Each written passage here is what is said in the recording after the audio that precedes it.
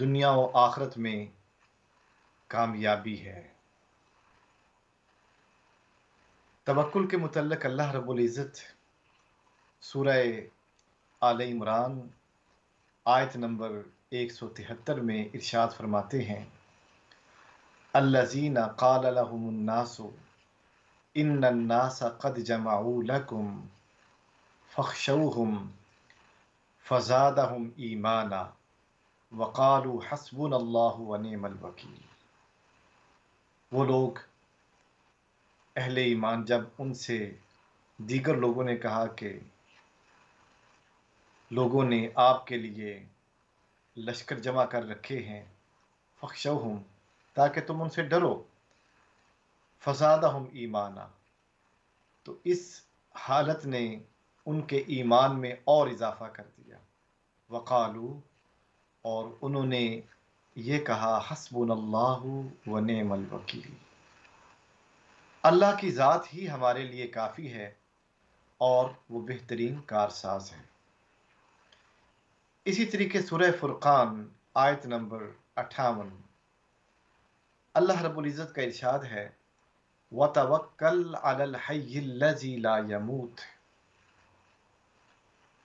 اے میرے حبیب مکرم صلی اللہ علیہ وآلہ وسلم، آپ اس زندہ ذات پر توکل فرمائیں جو کبھی نہیں مرے گی، جس کو موت کبھی نہیں آ سکتی، نہ آئے گی۔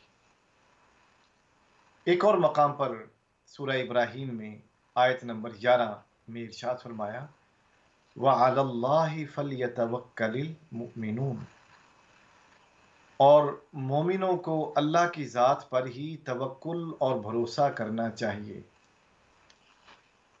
توکل کیا ہے؟ توکل یہ ہے کہ انسان ظاہری اسباب کو مد نظر رکھتے ہوئے اللہ کی ذات پر یقین کرے کہ یا اللہ، جو تو نے مجھے اسباب اور ذرائع ظاہری طور پر عطا کیے ہیں، ان کو اختیار کرتے ہوئے اب میں تیری ذات پر توکل کرتا ہوں، یقین کرتا ہوں کہ تو مجھے کامیاب کرے گا، تو مجھے اس مصیبت سے نکالے گا۔ انسان اگر بیمار ہو جائے تو اسے ہسپتال، ڈاکٹر کے پاس جانا چاہیے، یہ ظاہری اسباب ہیں، اور اس کے بعد پھر یقین اللہ کی ذات پر کرنا چاہیے کہ اللہ کی ذات اسے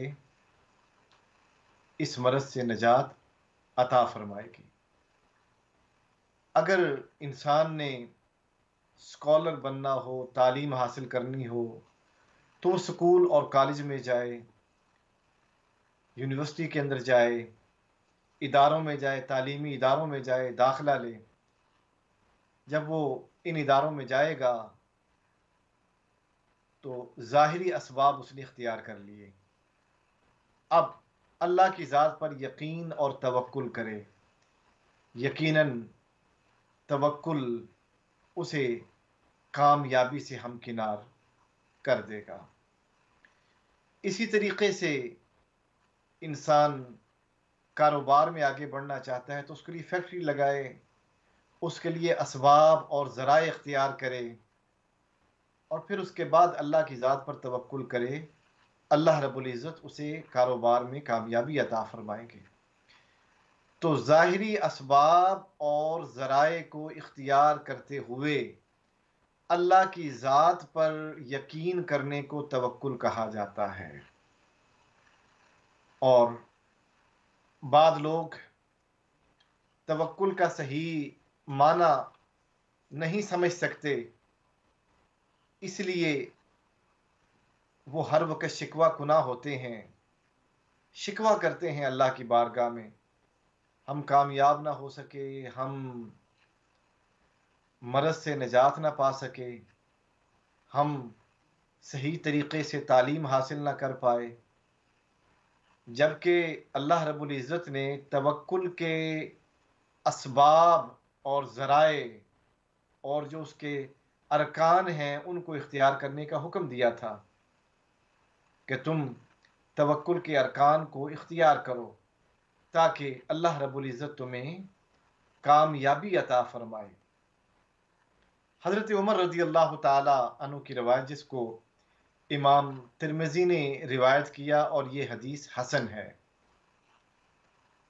حسن وہ حدیث ہوتی ہے کہ جس میں حدیث کی ساری شرائط پائی جاتی ہیں۔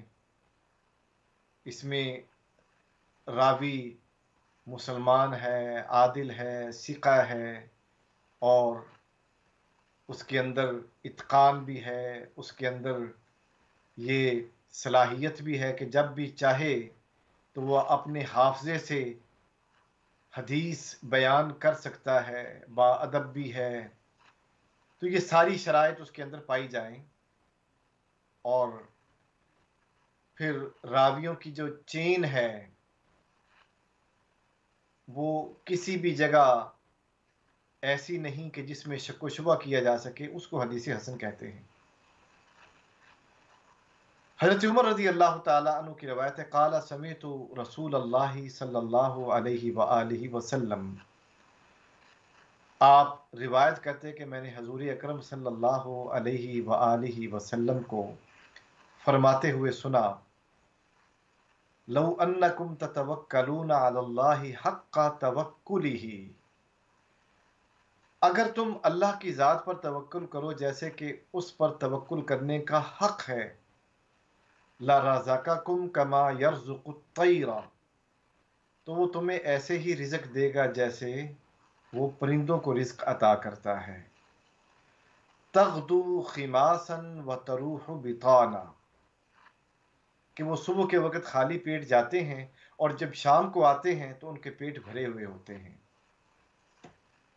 تو اللہ رب العزت نے جو ظاہری اسباب رکھے اس کو آقا دو عالم صلی اللہ علیہ وآلہ وسلم نے بڑے خوبصورت انداز میں اپنی امت کے سامنے بیان کیا۔ پرندے ظاہری اسباب اختیار کرتے ہیں، وہ صبح کے وقت نکل پڑتے ہیں، اپنے گھونسلوں کو چھوڑ دیتے ہیں، سورج کی کرنیں جب ان کے گھونسلوں پہ پڑتی ہیں تو وہ اپنے گھونسلوں کو، اپنے گھروں کو خیر آباد کہہ دیتے ہیں، پھر وہ رزق کی تلاش میں جو ذرائع ہیں ان کو اختیار کرتے ہیں، اور جب شام ہوتی ہے وہ گھروں کو واپس آتے، خود بھی ان کے پیٹ بھرے ہوئے ہوتے ہیں، اور ساتھ ہی وہ اپنے بچوں کے لیے بھی اپنی چونچوں میں کھانا لے کر آتے ہیں، دانہ لے کر آتے ہیں۔ اللہ کے رسول صلی اللہ علیہ وآلہ وسلم نے ارشاد فرمایا کہ اگر تم اللہ کی ذات پر توکل کرو جیسا کہ توکل کرنے کا حق ہے، توکل کرنے کا حق کیا ہے؟ ذرائع کو اختیار کرنا، جو ظاہری اسباب اور ذرائع ہیں، سورسز ہیں، ان کو اختیار کرنا۔ جب انسان ان سورسز کو اختیار کرتا ہے تو پھر اللہ کی ذات اسے اپنی جناب سے کامیابی ضرور عطا فرماتی ہے۔ اسی طریقے سے اللہ رب العزت نے اور بھی کئی مقامات کے اوپر ارشاد فرمایا کہ ذرائع اختیار کرنے کے بعد تم اللہ کی ذات پر توکل کرو۔ سورہ آل عمران ہے اور آیت نمبر 159، اللہ رب العزت ارشاد فرماتے ہیں، فَإِذَا عَزَمْتَ فَتَوَكَّلْ عَلَى اللَّهِ، جب آپ اے حبیب مکرم صلی اللہ علیہ وآلہ وسلم اللہ کی ذات پر توکل جب آپ ارادہ کر لیں تو پھر فتوکل علی اللہ، تو پھر آپ اللہ کی ذات پر توکل بھی کریں۔ سارے احکام میں اللہ نے اپنے حبیب کو مخاطب کیا، اپنے نبی اکرم علیہ الصلاۃ والسلام کو مخاطب فرمایا۔ کیوں؟ تاکہ آپ کے ذریعے پوری انسانیت کو تعلیم دی جا سکے۔ آپ معلم انسانیت ہیں، ساری انسانیت کو سکھانے کے لیے آئے ہیں۔ آپ نے فرمایا کہ میں ظاہری اسباب اختیار کرتا ہوں۔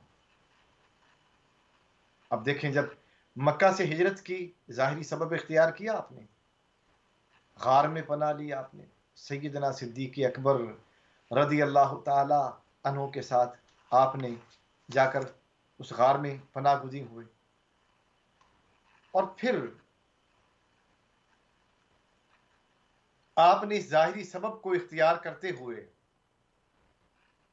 एक सबक दिया पूरी इंसानियत को कि जब तुम्हें ये खौफ हो कि दुश्मन तुम्हें नुकसान पहुंचाएगा, तो फिर ज़ाहिरी सबब इख्तियार करते हुए अल्लाह की ज़ात पर यकीन करो। ये जो तुम्हारा ज़ाहिरी सबब है, ये भी तुमने इसीलिए इख्तियार किया कि ये अल्लाह का हुक्म था। हज़रत अबू बकर सिद्दीक़ रदी अल्लाह ताला अन्हु ये रिवायत करते हैं, और इस हदीस को इमाम बुखारी और इमाम मुस्लिम ने रिवायत किया है, और ये मुत्तफ़क़ रिवायत है कि हज़रत सिद्दीक़ अकबर रज़ी अल्लाह ताला अन्हु रिवायत करते, क़ाला नज़रतु इला अक़दामिल मुशरिकीन, कि मैंने जब मुशरिकीन के पाँव की तरफ देखा कि वो गार की तरफ बढ़ रहे हैं, व नहनु फिल गार, और हम गार में पनाह गुज़ीर थे, व हुम अला रुऊसिना, और वो हमारे सरों तक पहुंच चुके थे। फ़क़ुल्तु या रसूल अल्लाह, मैंने अर्ज़ की या रसूल अल्लाह सल्लल्लाहु अलैहि वसल्लम, लौ अन्न अहदहुम नज़र तहत क़दमैहि लअबसरना, अगर उनमें से कोई हम इन कदमों के नीचे से झांक कर देखेगा तो वो तो हमें देख लेगा। फ़क़ाला, तो अल्लाह के रसूल सल्लल्लाहु अलैहि वआलिहि वसल्लम ने इरशाद फरमाया, मा ज़न्नुका या अबा बकरिन बि इस्नैनि अल्लाहु सालिसुहुमा, ए अबू बकर, तेरा उन दो के बारे में क्या ख्याल है कि जिनके साथ तीसरा अल्लाह ताला हो। गोया कि हजूर अकरम सल्लल्लाहु अलैहि वआलिहि वसल्लम ने ज़ाहिरी सबब को इख्तियार करते हुए अल्लाह की ज़ात पर तवक्कुल किया, यकीन किया कि अल्लाह की ज़ात ही मुझे हर चीज़ से महफूज रखेगी। और फिर अल्लाह रब्बुल इज़्ज़त ने अपने रसूल मुकर्रम सल्लल्लाहु अलैहि वालैहि वसल्लम के ज़रिए हमें तालीम दी है। अल्लाह के रसूल सल्लल्लाहु अलैहि वसल्लम हमें प्रैक्टिस करने का हुक्म देते हैं, तवक्कुल की प्रैक्टिस भी किया करें, क्योंकि आप में से हर एक जानता है कि कोई भी काम उस वक्त तक परफेक्ट नहीं होता जब तक उसकी प्रैक्टिस न की जाए। एक खिलाड़ी, फुटबॉलर रोज़ाना प्रैक्टिस करता है, तब जाके वो एक अच्छा फुटबॉल का खिलाड़ी बनता है। एक राइटर रोज़ाना मशक करता है लिखने की, फिर वो इस मकाम पर फाइज होता है कि वो अच्छा खिलाड़ी बन सके, अच्छा राइटर बन सके। इसी तरीके एक डॉक्टर रोज़ाना प्रैक्टिस करता है, फिर जाकर वो इस मकाम पे फाइज होता है कि वो अच्छा डॉक्टर बन सके। तो जो प्रैक्टिस है ये इंसान को परफेक्ट कर देती है। परफेक्शन प्रैक्टिस के ज़रिए से आती है। तो आइए अहादीस रसूल सल्लल्लाहु अलैहि वआलिहि वसल्लम से हम रोशनी हासिल करते हैं कि हम तवक्कुल की प्रैक्टिस किस तरह करें, क्योंकि हर चीज़ प्रैक्टिस से आती है। नमाज में उम्दगी और नमाज में खुशू और खुजू प्रैक्टिस से आएगा, बार बार पढ़ेंगे। कुरान में पुख्तगी प्रैक्टिस से आएगी, बार बार पढ़ेंगे। कारोबार में तरक्की तभी होगी जब हम रोज़ाना करेंगे और अच्छे अंदाज में करेंगे। अल्लाह के रसूल सल्लल्लाहु अलैहि वआलिहि वसल्लम, जिसको इमाम बुखारी और इस हदीस को इमाम बुखारी और इमाम मुस्लिम ने रिवायत किया, और हज़रत बरा रज़ी अल्लाह ताला अन्हु इसके पहले रावी हैं, और आप ये रिवायत करते हैं, काला काला ली रसूलुल्लाह सल्लल्लाहु अलैहि वसल्लम, آپ یہ روایت کرتے ہیں کہ اللہ کے رسول صلی اللہ علیہ وآلہ وسلم نے مجھے ارشاد فرمایا، اذا اتیت مضجعک، جب آپ اپنے بستر کی طرف آنے کا ارادہ کریں، فتوضا، وضو کریں، وضوءک للصلاۃ، ایسا وضو جو آپ نماز کے لیے کرتے ہیں۔ نماز عشاء کی ادا ہو چکی، اگر آپ باوضو نہیں ہیں تو پھر وضو کر کے آ جائیں بستر کی جانب۔ ثم استجع علی شقک الایمن، پھر دائیں پہلو آپ لیٹ جائیں۔ وقل، اور اس کے بعد پھر آپ یہ دعا مانگیں، اور وہ دعا کیا ہے؟ اللہم اسلمت نفسی الیک، اے اللہ میں نے اپنی ذات کو تیرے حوالے کر دیا۔ ووجہت وجہی الیک، اور میں اپنا چہرہ اور اپنا پورا وجود تیری طرف کرتا ہوں، میری تمام نیتیں تیری ذات کی رضا ہیں، میری زندگی کا مقصود تیری خوشی ہے۔ وفوضت امری الیک، میں نے اپنے تمام امور تیرے سپرد کر دیے۔ والجأت ظہری الیک، اور اب میں تیری طرف پناہ گزین ہوں، رغبتاً و رہبتاً الیک، تیری طرف رغبت کرتے ہوئے خوشی کے ساتھ، اور تجھ سے ڈرتے ہوئے، محبت کا ڈر۔ لا ملجأ ولا منجا منک الا الیک، کوئی پناہ نہیں، کوئی نجات نہیں سوائے تیری ذات کے۔ اے اللہ تیری ذات سے ہمیں پناہ ملے گی، تو ہی ہمیں پناہ دینے والا ہے، تو ہی ہمیں نجات دینے والا ہے۔ آمنت بکتابک الذی انزلت، میں تیری اس کتاب پر ایمان لایا جو نازل کی گئی ہے تیری طرف سے۔ وبنبیک الذی ارسلت، اور میں تیرے اس نبی پر ایمان لاتا ہوں جس کو تو نے بھیجا ہے۔ فإنک ان مت من لیلتک مت علی الفطرہ، اللہ کے رسول نے حضرت برا سے ارشاد فرمایا، اے برا اگر تو اس رات اس دنیا سے چلا گیا، تیری وفات ہو گئی، گویا کہ تو اسلام پر اس دنیا سے گیا ہے۔ وَإِنْ أَصْبَحْتَ أَصْبَحْتَ خَيْرًا، اگر تو نے صبح کی تو صبح تیری بھلائی کے اوپر ہوئی۔ تو یہ پریکٹس اللہ کے رسول صلی اللہ علیہ وآلہ وسلم بتا رہے ہیں۔ اسی طریقے سے حضرت ام سلمہ ام المؤمنین، جن کا اصل نام ہند بنت ابی امیہ حذیفۃ المخزومیہ ہے، ان کی روایت ہے، اور اس روایت کو امام ابو داود نے، امام ترمذی نے بیان کیا ہے۔ امام ابو داود نے اپنی کتاب کے اندر، امام ترمذی نے اپنی کتاب کے اندر اس حدیث کو روایت کیا۔ ام المؤمنین حضرت ام سلمہ رضی اللہ تعالی عنہا روایت کرتی کہ ان النبی صلی اللہ علیہ وآلہ وسلم، کہ حضور اکرم صلی اللہ علیہ وآلہ وسلم جب بھی اپنے گھر سے نکلتے، کان اذا خرج من بیتہ، جب بھی اپنے گھر سے نکلتے، قال، تو آپ فرماتے، بسم اللہ، میں اللہ کے نام سے اس گھر سے نکلا ہوں۔ توکلت علی اللہ، میں نے اللہ پر توکل کیا۔ اللہم انی اعوذ بک، اے اللہ میں تیری پناہ میں آتا ہوں، ان اضل او ادل، اس سے پہلے کہ میں گمراہ ہو جاؤں یا گمراہ کیا جاؤں، او ازل او ازل، یا میں پھسلوں یا پھسلایا جاؤں، او ازلم او ازلم، ظلم کروں یا ظلم کیا جاؤں، او اجہل او یجہل علی، یا مجھے اگنور کیا جائے یا میں اگنور ہو جاؤں، یا میں ناواقفیت کے عالم میں رہوں یا مجھے ناواقف رکھا جائے۔ تو یہ پریکٹس، یہ دعا آپ کیا کرتے تھے۔ اسی طرح پریکٹس کے لیے ایک اور حدیث پاک، اور اس کو حضرت سیدنا انس رضی اللہ تعالی عنہ نے روایت کیا ہے۔ امام ترمذی نے اسے اپنی کتاب کی زینت بنایا۔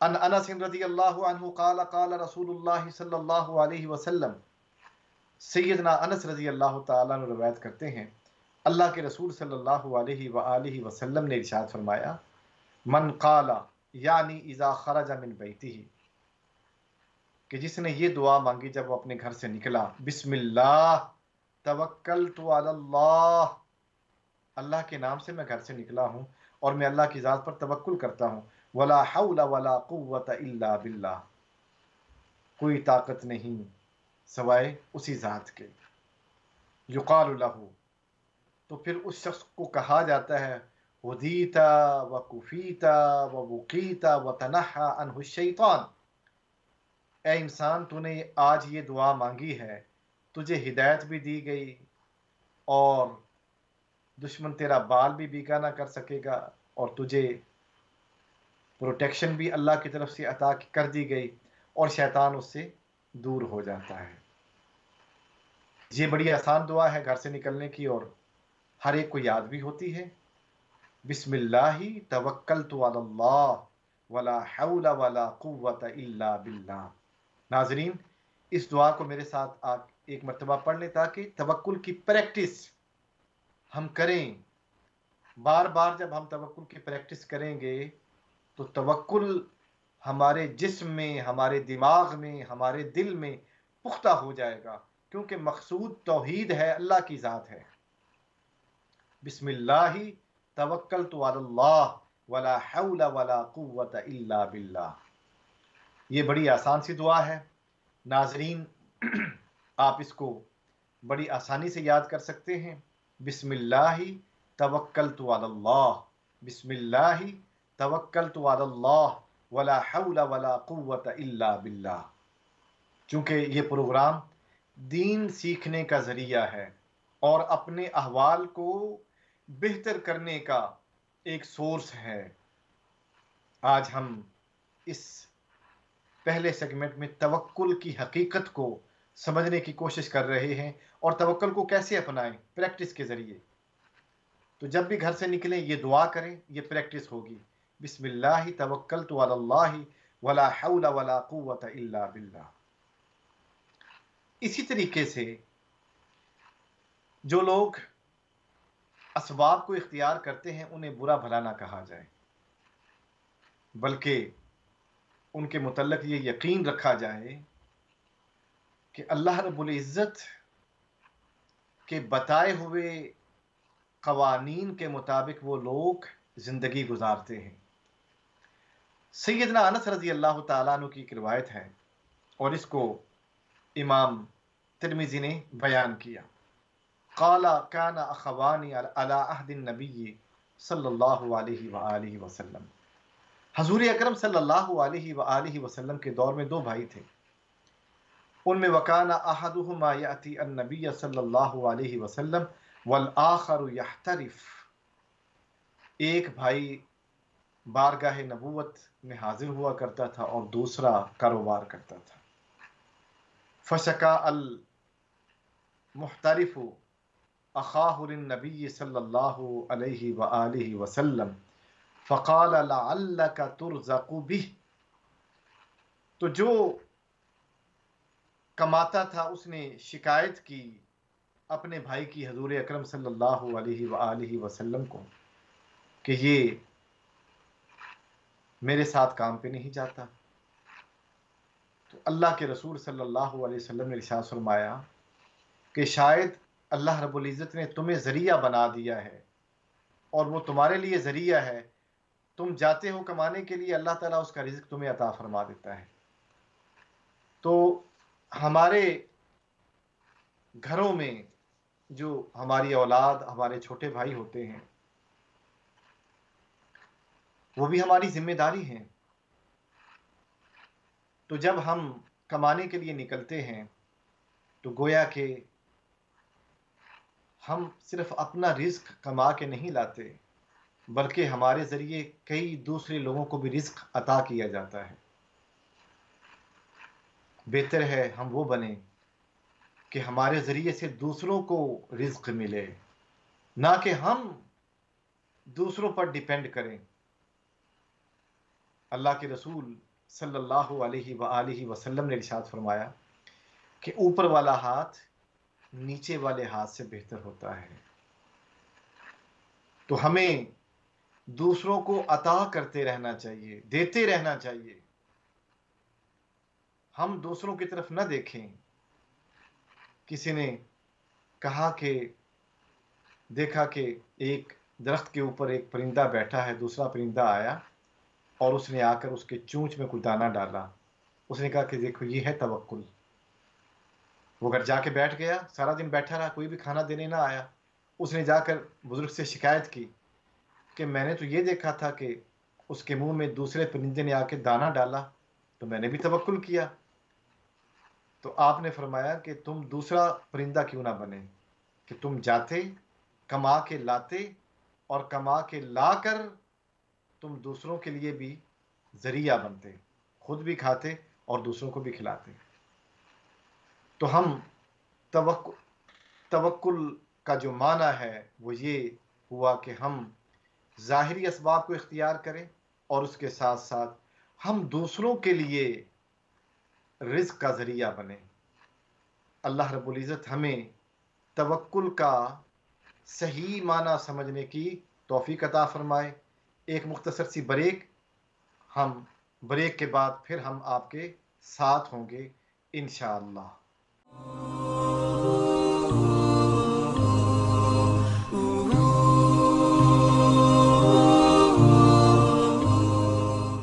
احوال اور آپ کا میزبان ڈاکٹر حافظ محمد منیر الازہری آپ کے ساتھ ہے۔ پروگرام کے پہلے حصے میں ہم نے توکل کے بارے میں بات کی، توکل کا معنی اور ظاہری اسباب، اور توکل کی پریکٹس کیسے کی جائے۔ اور پروگرام کے اس حصے میں اب کالز اوپن ہو چکی ہیں۔ اگر آپ اپنے سوالات پوچھنا چاہیں تو آپ سوالات پوچھ سکتے ہیں، اور اسکرین پر نمبر آ رہا ہے، اس نمبر پہ آپ کال کریں اور جو بھی آپ سوال پوچھنا چاہتے ہیں آپ سوال پوچھیں۔ قرآن و حدیث کی روشنی میں اس کے جوابات انشاءاللہ دیے جائیں گے۔ ہم اسی دوران توکل کے موضوع کو مزید آگے بڑھائیں گے۔ حضرت ابن عباس رضی اللہ تعالی عنہ، اور یہ حدیث پاک امام بخاری نے بیان کی ہے کہ حضرت ابن عباس رضی اللہ تعالی عنہ کی روایت ہے کہ قال حسبنا اللہ ونعم الوکیل، کہ اللہ کی ذات ہمارے لیے کافی ہے اور وہ بہترین کارساز ہے۔ اور یہ جملہ قرآن مجید میں بھی بیان کیا گیا، اور اس کو سورہ آل عمران آیت نمبر 173 کے اندر بیان کیا گیا ہے۔ اور یہ جملہ اس وقت آپ کے منہ سے نکلا جو قرآن کی زینت بنا، جب آپ کو آگ کے اندر پھینکا گیا۔ اور یہی جملہ اللہ کے آخری نبی صلی اللہ علیہ وآلہ وسلم نے بھی کہا بطور دعا، حسبنا اللہ ونعم الوکیل، کہ جب مشرکین مکہ نے اور آپ کے اعداء نے، آپ کے دشمنوں نے آپ کو چاروں طرف سے گھیر لیا، تو اس وقت آپ نے یہ فرمایا حسبنا اللہ ونعم الوکیل۔ اور حضرت ابن عباس رضی اللہ تعالیٰ عنہ کی ایک روایت اور بھی ہے کہ جس میں آپ نے یہ کہا کہ آخری جو جملہ تھا آپ کا جب آپ کو آگ میں پھینکا گیا وہ تھا حسبی اللہ ونعم الوکیل۔ فرق دونوں میں یہ ہے کہ وہ بھی قرآن کی آیت ہے، یہ بھی قرآن کی آیت ہے۔ جو پہلی آیت ہے اس میں نا ہے، اور یہ جمع کا صیغہ ہے کہ اللہ رب العزت ہم سب کے لیے کافی ہے۔ گویا کہ جب ہم دعا کرتے ہیں تو ہم دوسروں کو اپنے ساتھ شامل کرتے ہیں۔ اور دوسری روایت میں حضرت ابن عباس رضی اللہ تعالیٰ عنہ کی روایت، اور دونوں روایتیں حضرت ابن عباس رضی اللہ تعالیٰ عنہ کی ہیں، حسبی اللہ ونعم الوکیل، کہ میرے لیے اللہ کی ذات کافی ہے اور وہ بہترین کارساز ہے۔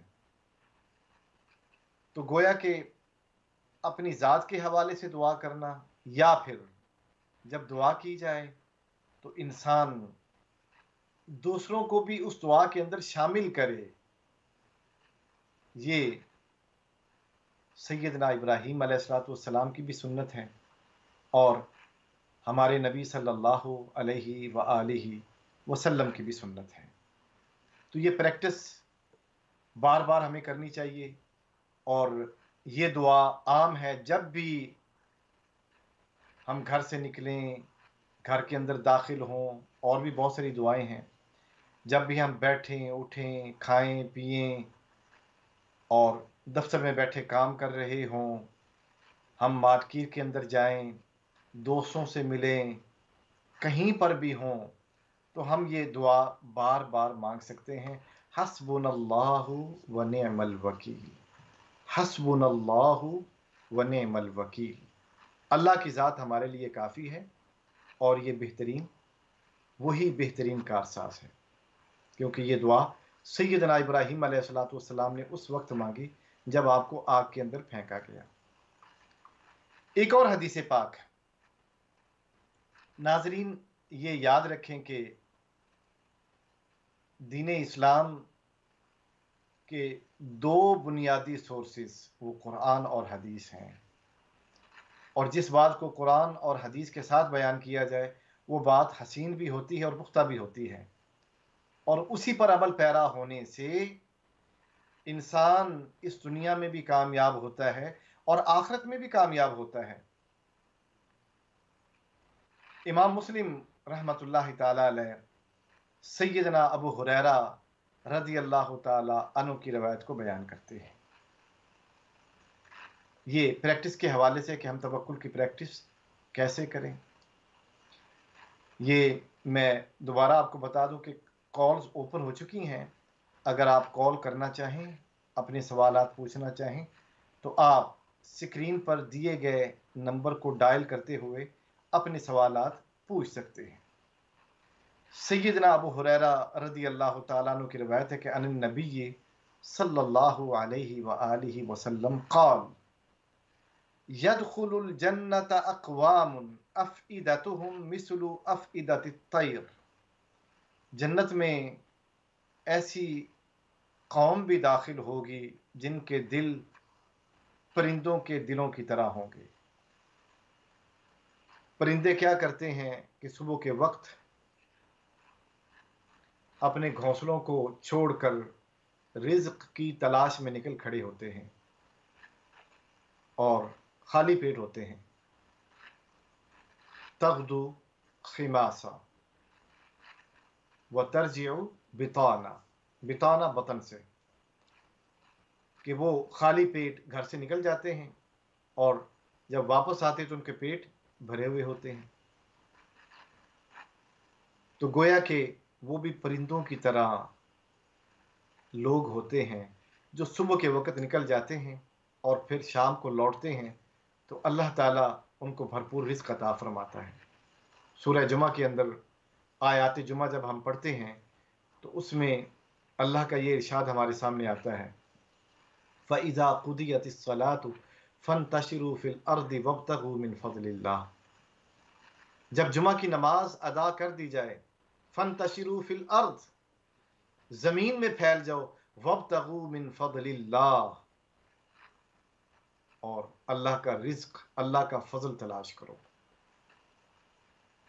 गोया कि जुमा की नमाज से पहले और जुमा की नमाज के बाद काम करने का हुक्म दिया गया है। ये नहीं कि जुम्मे का दिन आया और हम लंबी तान के सो गए, ना काम ना काज, सारा दिन ऐसे गुजर गया। होना ये चाहिए कि जब जुम्मे का दिन आए तो हम डबल काम करें, क्योंकि जुम्मे के दिन अल्लाह की रहमत और अल्लाह का फजल भरपूर तरीके से नाजिल होता है, और उसकी दलील सूरह जुमा की ये आयत है, फ़इज़ा क़ुदियतिस सलातु फ़ंतशिरू फ़िल अर्दि वब्तगू मिन फ़ज़लिल्लाह। जब नमाज अदा कर दी जाए, फ़ंतशिरू फ़िल अर्द, ज़मीन में फैल जाओ, वब्तगू मिन फ़ज़लिल्लाह, अल्लाह का फजल तलाश करो। अल्लाह का फजल, फजल से क्या मुराद है? फजल से मुराद ये कि अज़्ज़ाइदु अनिल इस्तिहक़ाक़, जो इस्तिहक़ाक़ से ज़ायद हो उसे फजल कहा जाता है। वो हमारा हक नहीं है, लेकिन اللہ رب العزت پھر بھی ہمیں عطا فرماتے ہیں. چلے حق تو یہ ہے کہ ہم کام کرتے ہیں 8 گھنٹے، اور 8 گھنٹے ہر روز کام کرنے کے بعد مہینے کے بعد ہمیں تنخواہ یا سیلری ملتی ہے. یہ ہمارا حق ہو گیا، استحقاق ہے چونکہ ہم نے کام کیا.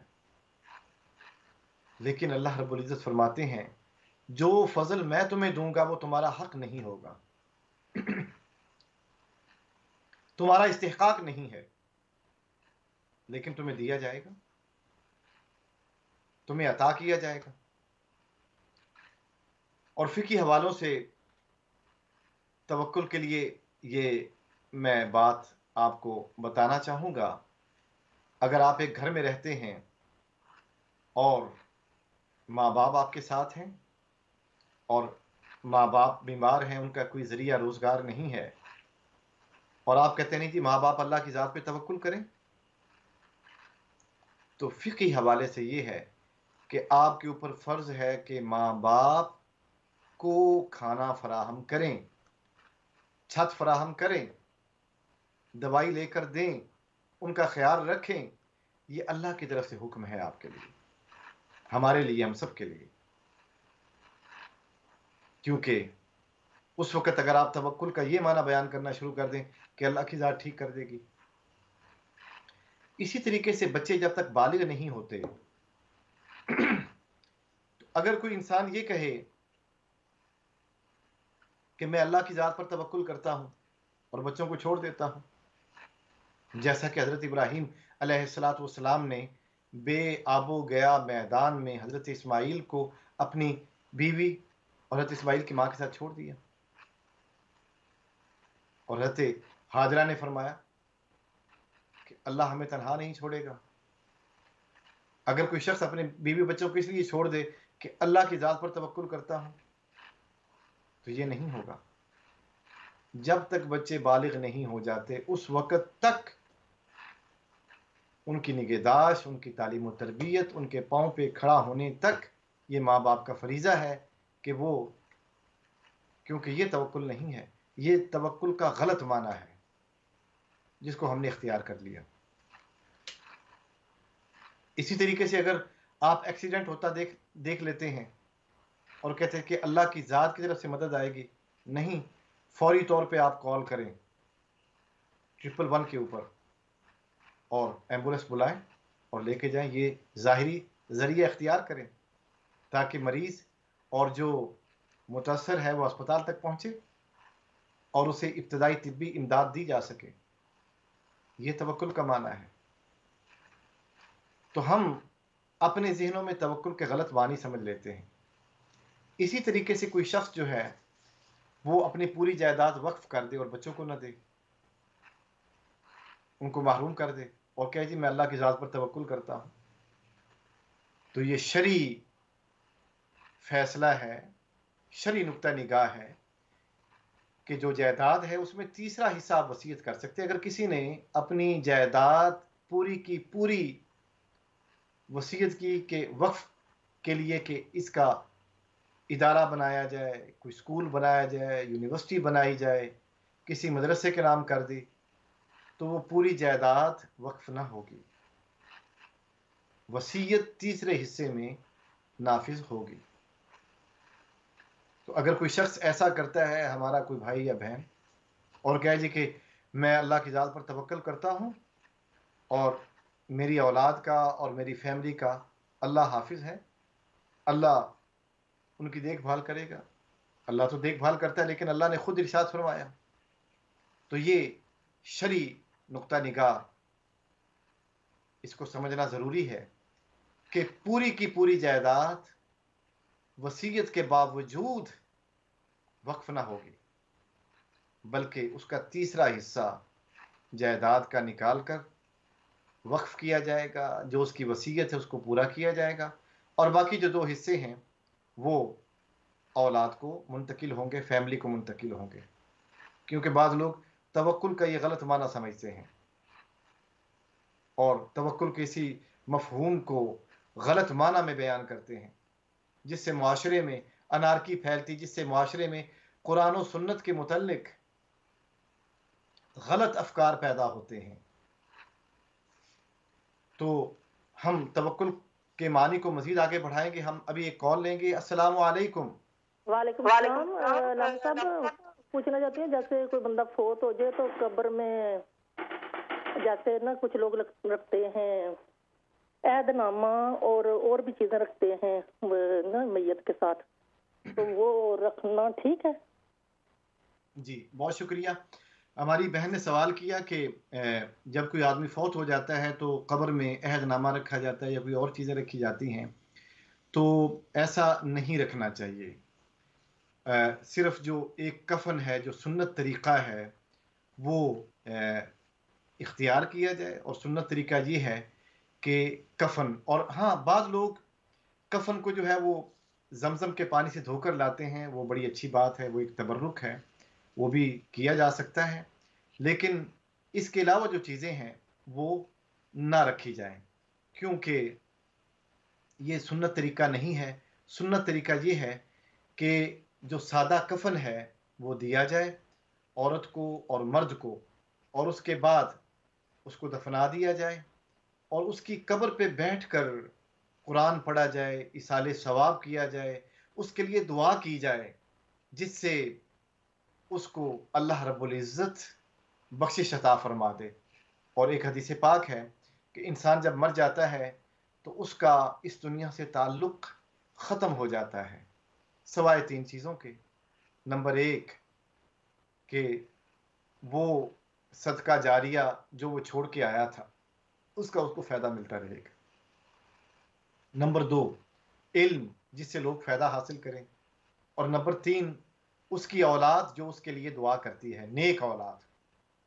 کیونکہ اولاد کی بھی 2 قسمیں ہوتی ہیں, ایک بری اولاد ہوتی ہے, ایک نیک اولاد ہوتی ہے.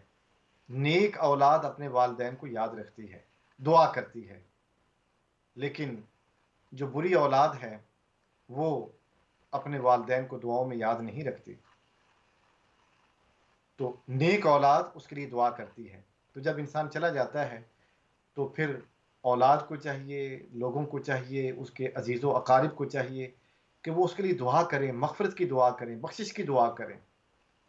اور باقی عہد نامہ رکھنا اور باقی چیزیں رکھنا یہ سنت میں نہیں ملتا, اس سے احتراز کیا جائے. زمزم کے پانی سے دھلا ہوا جو کفن ہے وہ آپ رکھ سکتے ہیں.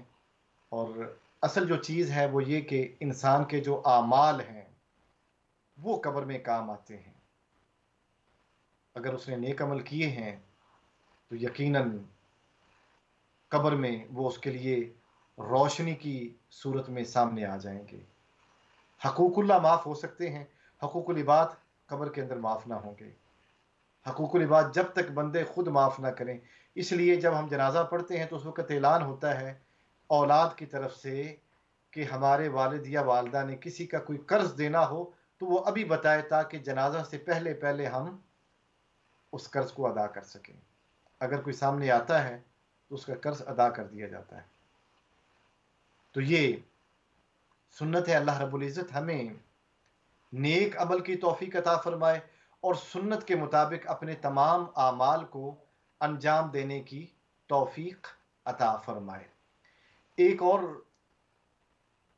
بڑی اہم بات ہے کہ جب ہم اپنے رشتہ داروں کو کوئی بھی فوت ہو جائے دفناتے ہیں تو پکی قبر نہیں بنانی چاہیے. آس پاس آپ قبر بنا سکتے ہیں اس کے ساتھ ٹائلیں, لیکن جو درمیانی جگہ ہے اس کو آپ کچا چھوڑیں تاکہ اس کے اوپر کوئی آپ کوئی بوٹا لگا سکیں, کوئی کسی قسم کا بوٹا لگائیں تاکہ اس سے میت کو فائدہ حاصل ہو. جی ابھی ہم ایک کال لیں گے. السلام علیکم. وعلیکم السلام.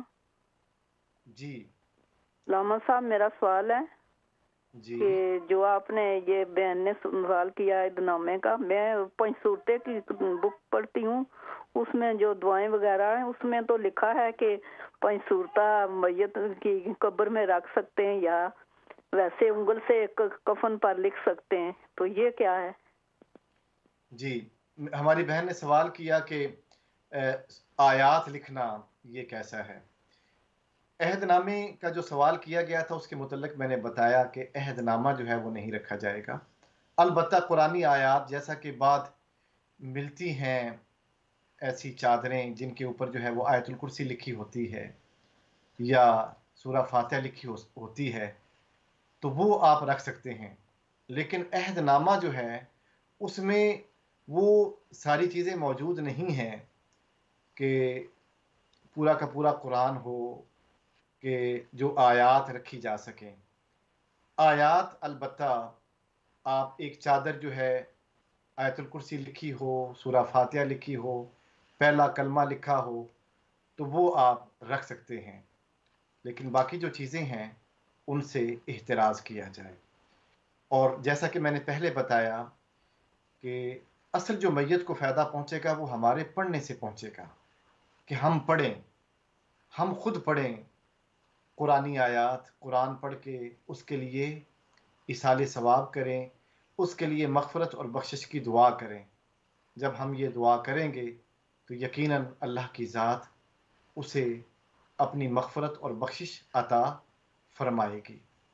اور ہمیں فوکس اسی پہ کرنا ہے کہ زندگی میں انسان نیک عمل کرے، اور نیک عمل کیا ہے؟